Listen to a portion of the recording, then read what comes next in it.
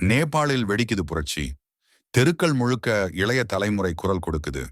சமூக ஊடக தடை, ஊழல் அரசியல், இதுதான் மக்கள் கோபத்தை வெடிக்க வைத்தது. இந்த போராட்டம் வன்முறையாக மாறி போலீஸ் துப்பாக்கிச்சூடு, ரப்பர் குண்டுகள், 72 பேர் உயிரிழந்தனர், நூற்றுக்கணக்கானோர் காயமடைந்தனர். வேலை விட்டும் ஊரை விட்டும் ஆயிரக்கணக்கான இளைஞர்கள் சாலைகளில் இறங்கினர்.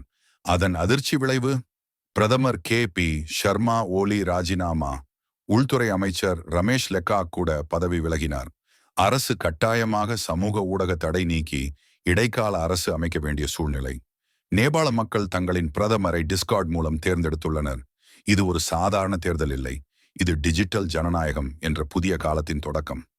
ஆன்லைன் தளங்களில் மக்கள் நேரடியாக பங்கேற்று ஊழல் கட்சிகள் மற்றும் சிக்கலான தேர்தல் முறைகளை தாண்டி தங்கள் குரலை வெளிப்படுத்திய மிகப்பெரிய முயற்சி. இந்த வீடியோ பிடிச்சிருந்தால் லைக் பண்ணுங்க, ஷேர் பண்ணுங்க, சப்ஸ்கிரைப் பண்ண மறந்துடாதீங்க. நன்றி.